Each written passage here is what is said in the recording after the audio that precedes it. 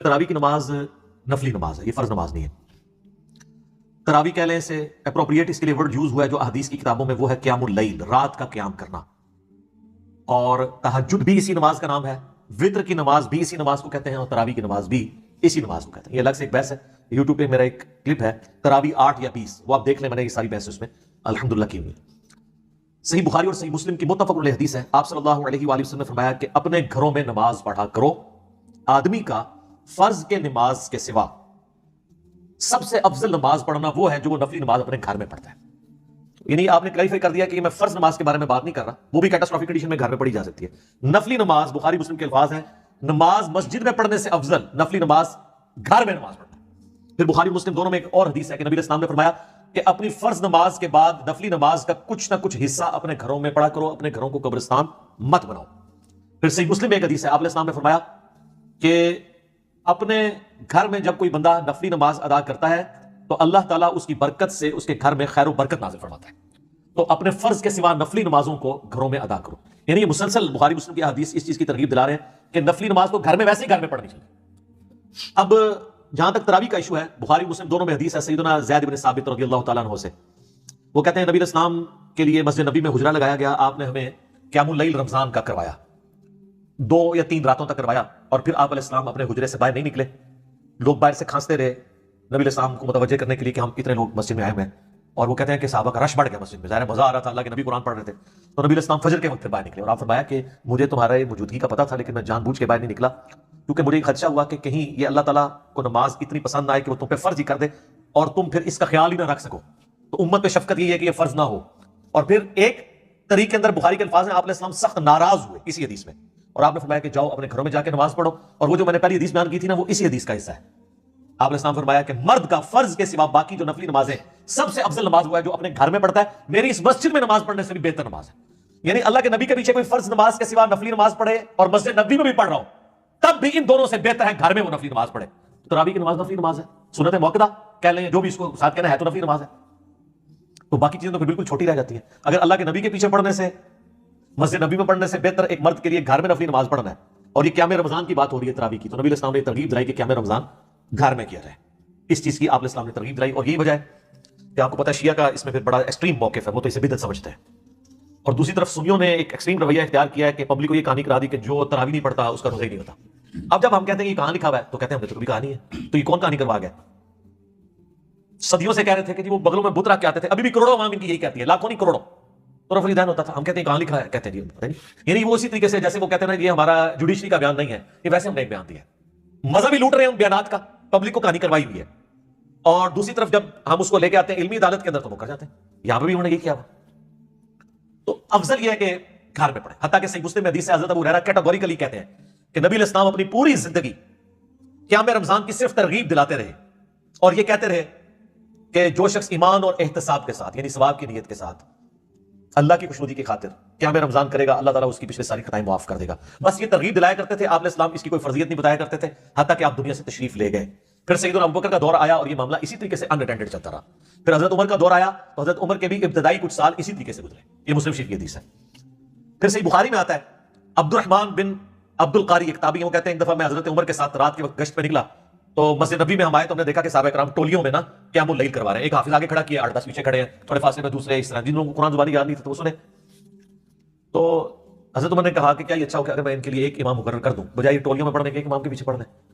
تو واپس آ کے انہوں نے پھر ایگزیکٹو آرڈر جاری کیا کہ ابی ابن کعب کو مقرر کیا جائے، وہ ہے نا 4 بندوں سے قرآن سیکھوں، میں ایک ابی ابن کعب بھی ہے جو بخاری مسلم میں آتا ہے، ان کو مقرر کیا کہ لوگوں کو قیام رمضان کروائے۔ پھر چند دن بعد حضرت عمر مسجد نبی، وہ کہتے ہیں میرے ساتھ ہی مسجد نبی کے وزٹ پہ رات کو نکلے تو دیکھا کہ ایک امام ابی ابن کعب ان کو نماز پڑھا رہے ہیں اور باقی سب لوگ ایک امام کے پیچھے کر رہے ہیں، تو حضرت عمر بڑے خوش ہوئے اور فرمایا کہ الفاظ ہیں جو اکثر وہ لوگ یوز بھی کرتے ہیں، نعمت البدعۃ ھذہ، یہ اتنی اچھی بدعت ہے۔ وہ کہتے ہیں دیکھیں اچھی اور بری بدعت ہوتی ہے۔ ہمارا ایک معصومانہ سوال ہے، اس میں بدعت کہاں سے ہوئی ہے؟ کیا نبی علیہ السلام نے اپنی زندگی میں 3 دن تراویح نماز جماعت سے نہیں پڑھی؟ تو جو کام اللہ کے نبی نے زندگی میں ایک دفعہ بھی کیا ہو، اگر اس کو کوئی شخص روزانہ کرتا ہے وہ بدعت کیسے ہو سکتا ہے؟ نمبر 1۔ نمبر 2، نبی علیہ السلام نے اس کو ایز اے سنت جاری فرمایا اور کہا کہ مجھے یہ خدشہ ہے کہ کہیں فرض نہ ہو جائے، تو نبی علیہ السلام کی وفات کے بعد تو وہی کا سلسلہ منقطع ہے، تو فرض ہونے کے چانسز نہیں ہے، اس لیے حضرت عمر نے اس کو صرف فیسیلیٹیٹ کیا اور کہا اس کو یہاں لغت کے معنوں میں لیا جائے گا، اصطلاحی بدعت نہیں ہے، کتنا اچھا کام ہے، رینیو جو میں نے کر دیا۔ اور یہ وہ کہہ کر ساتھ انہوں نے ایک جملہ بولا، یہ صحیح بخاری میں 2010 نمبر حدیث ہے، یہ مجھے زبانی یاد ہے کیونکہ اس کے اندر بڑے مدنی پھول ہیں. انہوں نے کہا اس سے بہتر وہ نماز ہے جو رات کے آخری پہر میں اٹھ کے ادا کی جاتی ہے. بس یہ کہ نمازیں چلے گئے، یعنی مراد یہ کہ وہ حضرت عمر والی نماز پڑھتے تھے اور یہ جسٹ فیسیلیٹیٹ کیا. حضرت عمر بھی اس کو افضل نہیں سمجھتے تھے، لوگوں کو اکوموڈیٹ کیا. اس لیے شیعہ کا یہ موقف ہے کہ حضرت عمر نے جو شروع کروایا وہ اس کو بدعت سمجھتے ہیں، وہ بھی ایکسٹریم پہ گئے. حضرت عمر نے کبھی بھی اس کو ایز اے فرض کے طور پہ جاری نہیں کیا، جسٹ ایک مستحب کے طور پہ کیا. اور خود بھی وہ آپ دیکھ لیں انہوں نے تو نہیں پڑھی وہاں پہ نماز. جب ہم یہ کہتے ہیں خود تو کوئی نہیں پڑھی، کہتے ہیں دیکھو جی یہ حضرت عمر کو کہتے ہیں نعوذ باللہ، وہ کہتے کچھ نہیں کرتے. ساتھ ہی انہوں نے کہا، انہوں نے وہی کیا، انہوں نے کہا اس سے بہتر نماز جو رات کے آخری پہر میں پڑھی جاتی ہے، کیونکہ بخاری مسلم میں کہ حدیث ہے نبی الاسلام نے آخری پہر میں اٹھ کے یہ نفلی نمازیں ادا کی ہیں.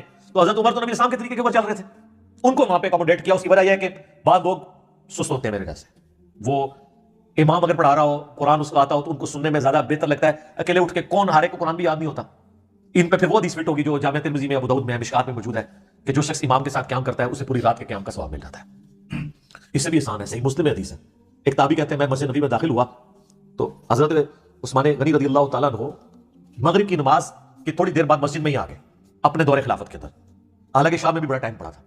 تو مجھے انہوں نے دیکھا تو مجھے ان کا بیٹا میں تمہیں ایک بات بتاتا ہوں، میں نے اللہ کے نبی سے یہ بات سنی تھی، جو شخص عشاء کی نماز جماعت سے پڑھے اسے آدھی رات کے قیام کا ثواب ملے گا، اور جو فجر بھی پڑھ لے اسے پوری رات کا قیام، آدھی کو عشاء کور کرے گی آدھی کو فجر. تو حضرت عثمان یہ بتانا چاہ رہے تھے کہ صحیح مسلم حدیث ہے کہ میں جو عشاء کی نماز سے اتنی دیر پہلے آ گیا ہوں نا، اس لیے کہ میں چاہتا ہوں کہ میں تکبیر اولیٰ کے ساتھ نماز پڑھوں، آدھی رات کا قیام حاصل کر لوں. الحمدللہ. تو یہ بھی ایک آسان طریقہ ہے. لیکن جن لوگوں کو قرآن نہیں آتا وہ بیچارے کیا کریں؟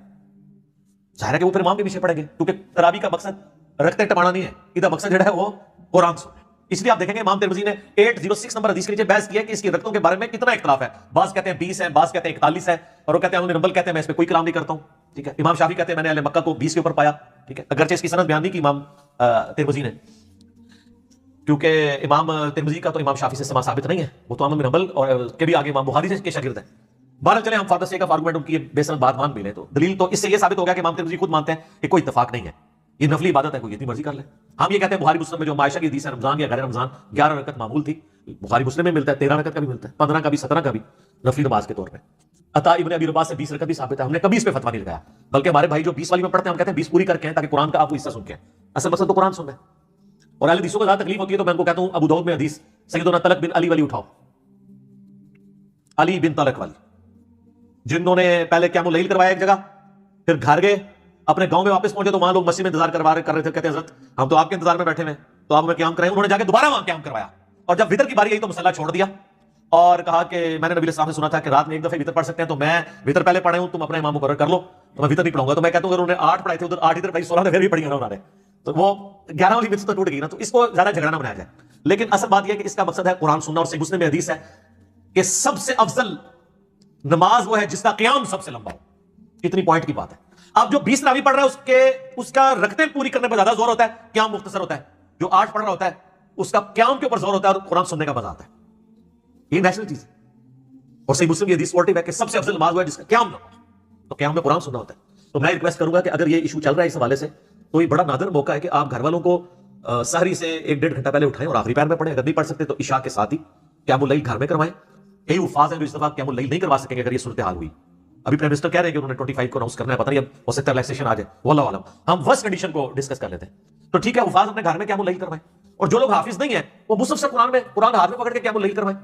اس میں کوئی حرج نہیں ہے، آپ کروا سکتے ہیں. صحابہ اور تابعین کا عمل ہے. اس کے اوپر میرا آلریڈی ایک کلپ بھی ریکارڈڈ موجود ہے.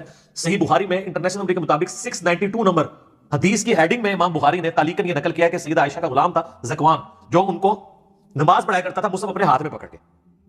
لیکن امام بخاری نے اس کی سند نہیں لی. اس کی پوری سند جو ہے وہ سنن کبریٰ البیہقی میں اور المصنف عبد الرزاق میں موجود ہے. اس کے اندر موجود ہے کہ وہ رمضان کا قیام کروایا کرتا تھا اور پوری سند کے ساتھ ہے. تو اس سے ثابت ہوا کہ امام مصحف پکڑ کے بھی قیام کروا سکتا ہے.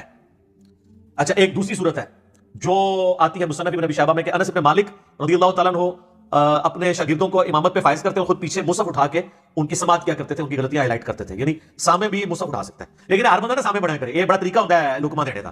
ہر بندے کو نہیں ہے کہ بعض اوقات وہ متشابہ آیات آتی ہیں خام لقمہ دے دیں گے کنفیوز ہو جاتا ہے. وہ قاری 1-2 آیات آگے جا کے اس کو خود اندازہ ہو جاتا ہے، وہ واپس آ جاتا ہے. جو ایکسپرٹ لوگ ہیں وہی صرف لقمہ دیں، ادروائز وہ قاری پھر کنفیوز ہو جاتا ہے اور آپ دیکھتے ہیں کہ یہ لڑائی بھی ہو جاتی ہے. اور ویسے اب قاریوں کے لیے چھلانگیں مارنا بھی مشکل ہو گیا. پہلے جب ہم چھوٹے چھوٹے تھے قاری بڑی 2-3 رکوعوں کی چھلانگیں مار دیتے تھے، جو کمزور ہوتا تھا نکل جاتے تھے پیچھے سامنے کے ساتھ ملا ہوتا تھا. اب ہر بندے نے وہ ٹچ اسکرین موبائل اٹھایا ہوتا ہے تو میرے نزدیک وہ بھی جائز ہے. ظاہر مصحف کی ایک ویلنٹ ہے بلکہ اس سے بہتر ہے مصحف کے لیے تو وہ مصنف ابن ابی شیبہ میں آتا ہے کہ وہ تابعین نے آگے پھٹے اور ڈیسک رکھے ہوتے تھے، جب سجدے میں جانے رکھتے تھے اس کے اوپر وہ رکھتے تھے تاکہ اس کو زمین میں نہ رکھیں، اس کا ادب ہے نا. تو موبائل کے لیے تو مسئلہ نہیں ہے، وہ آپ اسی طریقے سے اس کو جیب میں ڈال لیں گے، لیکن ایئر فلائٹ موڈ یہ نہ تو اپنے میسج بھی چیک کر دے رہے ہو، ایک کام نہیں ہونا چاہیے، ایئر فلائٹ موڈ میں رکھیں. اور اس میں آپ، اور بہتر ہے کہ آپ ترجمہ بھی ساتھ پیرلل میں کھول دیں تاکہ آپ پیرلل میں اپنا ترجمہ بھی کور کریں، آپ کا پورا کا پورا قرآن کور ہو جائے گا. کتنی بڑی یہ نعمت ہے. اور اس میں فرض نماز یا نفلی نماز کی کوئی تخصیص نہیں ہے، اپنی اصل میں یہ چیز ثابت ہو گئی ہے. کیونکہ صحیح مسلم میں آتا ہے کہ نبی صلی اللہ علیہ وآلہ وسلم، صحابہ کرام کہتے ہیں کہ ہمیں نماز پڑھایا کرتے تھے، اور جب اللہ تعالیٰ کی رحمت کی آیات آتی تو وہ قرآن کی قرات روک کے اللہ سے دعائیں کیا کرتے تھے، رحمت کی، جنت کا سوال کرتے تھے. یہ فرض نماز کے لیے صحیح مسلم ہے. اور جب جو ہے وہ عذاب کی یاد آتی تو آپ ادھر کی قرات روک کے اللہ تعالیٰ سے عذاب جہنم کے اگینسٹ پناہ مانگا کرتے تھے. تو اس میں فرض و نفل کی کوئی تخصیص نہیں ہے، اپنی اصل میں چیز ثابت ہے کہ آپ اس طریقے سے دیکھیں کتنی کنسنٹریشن ہے، آپ کو تراویح پڑھنا آسان ہو جائے گا. ادروائز آپ کو تو کوئی انٹرسٹ نہیں ہے سوائے طرز کے، بس ٹون کے ساتھ لوگ چل رہے ہوتے ہیں. اور بات تو اس میں ہوتا ہے کہ بس یعلمون تعلمون سمجھ آئے 20 منٹ میں 20 تراویح ختم ہو جائے، حالانکہ اس کا مقصد تو قرآن سننا ہے. میرے خیال میں ایٹ لیسٹ تراویحوں میں 2 گھنٹہ چاہیے ہوتا ہے اگر آپ نے مصحف کا اتنا حصہ پڑھنا ہے کہ آپ ایک رمضان میں پورا قرآن مکمل کریں. اور آپ دیکھ لیں اہل حدیث کتنے آرام سے پڑھتے ہیں، عموماً پونے 2 گھنٹے ان کے لگتے ہیں 8 تراویح. تو انفی تو 2 دفعہ 20 پڑھ کے چلے جائیں تو اتنے وقت میں جا سکتے ہیں. ٹھیک ہے، تو مقصد نہیں نا. تو اہل حدیث کے آپ کو پتا کہ رات کا بھی شوق بھی ہے، پھر پڑھتے بھی سکون کے ساتھ ہیں، کچھ چھلانگیں بھی نہیں ہوتی ہیں. اور ہر دوسرے بندے نے موبائل اور مصحف، آپ حرمین میں بھی دیکھ لیں لوگوں نے مصحف اٹھائے ہوتے ہیں، وہ کاری غلطی کر نہیں سکتا، فوراً پکڑا جائے گا، ڈنڈی مار نہیں سکتا. تو یہ ایک بہت بڑی نعمت ہے، اس کو یوٹیلائز کریں. میں تو کہتا ہوں یہ موقع ہے کہ اپنے گھر میں آپ قیام اللیل کروائیں، ڈیسک رکھ کے سامنے مصحف ہاتھ میں اٹھائیں یا موبائل میں آپ یہ قیام اللیل کروانا شروع کریں. اور پیچھے والے جو ہیں وہ بھی بے شک لے کے کھڑے ہو جائیں، ساتھ ترجمے والا قرآن ہو تو زیادہ بہتر ہے تاکہ آپ کو پتہ چلے کہ کیا پڑھا جا رہا ہے، آپ بڑا انجوائے کریں گے اس کو. تو میں تو کہتا ہوں اس موقع کو غنیمت جانیں. اور اس کی اصل کو سپورٹیو حدیث بھی ہے، بخاری مسلم دونوں میں حدیث ہے کہ نبی علیہ السلام اپنی نواسی امامہ بنت ابی العاص کو اپنی گود میں اٹھا کے، صحابہ کرام کہتے ہیں میں فرض نماز کی امامت کروایا کرتے تھے.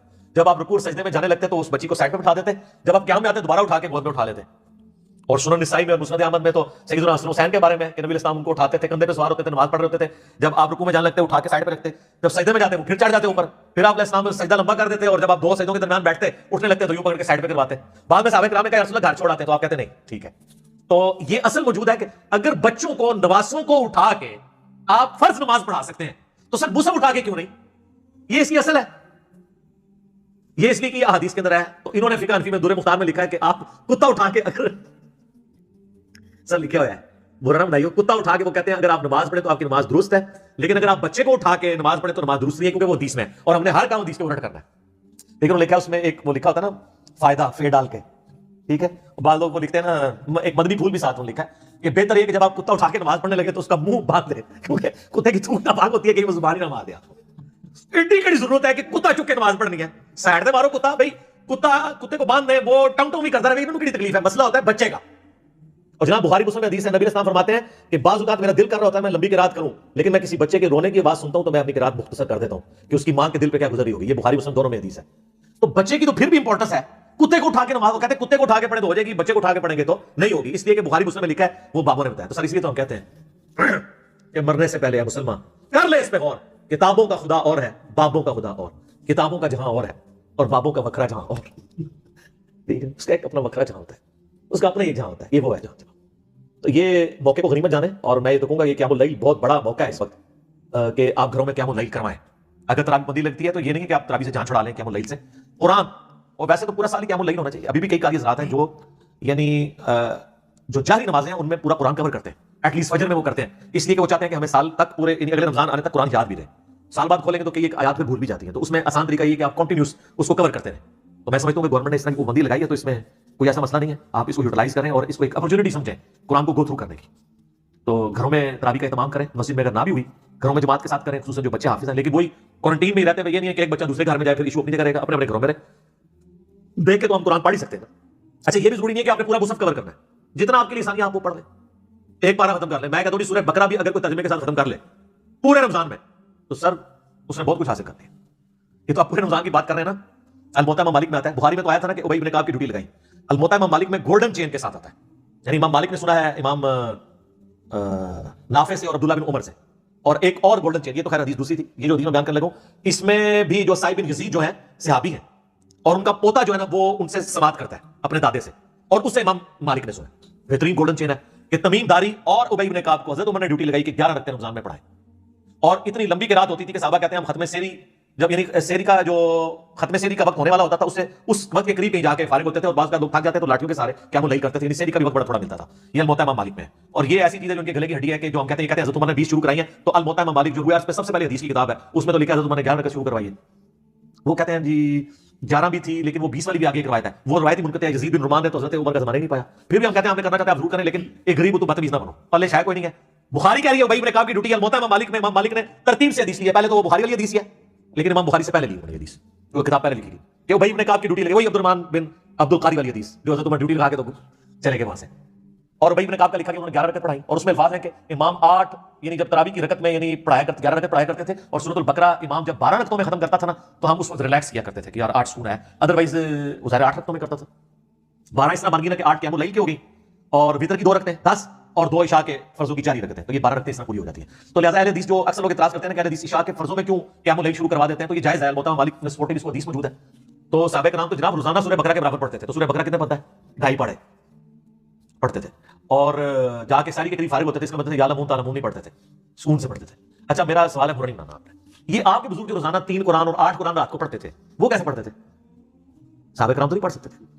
صحیح مسلم میں حدیث ہے نبی صلی اللہ علیہ وسلم نے فرمایا تم میں سے کس کی استطاعت ہے کہ 1/3 قرآن روزانہ رات میں پڑھے؟ صحابہ نے کہا یا رسول اللہ اتنی استطاعت کس میں ہو سکتی ہے؟ جن کا وکرہ جہاں وہی کر سکتے ہیں. تو حضور نے فرمایا کہ سورہ اخلاص پڑھ لو 3 قرآن کی. اگر یہ اپنے بابوں کے لیے کہنا کہ 24 ٹائمز وہ سورہ اخلاص پڑھتے تھے، اس سے مراد 8 قرآن تو مان لیں گے. بلکہ ترمذی میں تو حدیث ہے جس نے 3 دن سے کم میں قرآن پڑھا اس نے قرآن کے فہم کا حق ہی نہیں ادا کیا. اور یہ ان کو کہا جا رہا ہے جن کو عربی آتی تھی. جنہوں نے عربی آتی نہیں ہے وہ اگر روزانہ 61 قرآن 3 قرآن 8 قرآن، وہ کہتے ہیں امام حنیفہ 61 قرآن پڑھتے تھے. 61 کس طرح؟ وہ کہتے ہیں جناب ایک قرآن جو ہے نا دن میں پڑھتے تھے اور ایک رات میں. کتنے ہو گئے؟ 60 30 روزے میں، اور ایک طرح کے پڑھتے تھے 61. اور یہ عمومی عمل تھا ان کا، کیونکہ 29 بھی روزے ہوتے تھے. جب 29 ہوتے ہوں گے تو پھر 2 قرآن کام ہو جاتے ہوں گے نا 59. ویسے کہانی ہے لیکن اس کو ڈسکس کرنے میں تو مسئلہ نہیں ہے. جو مرضی کہانی کراتے ہیں جی، آپ جو مرضی لوگوں کو بتائیں. بہرحال یہ تراویح قیام اللیل گھر میں کروا سکتے ہیں، اور بلکہ یہ افضل ہے کہ گھر میں کیا جائے.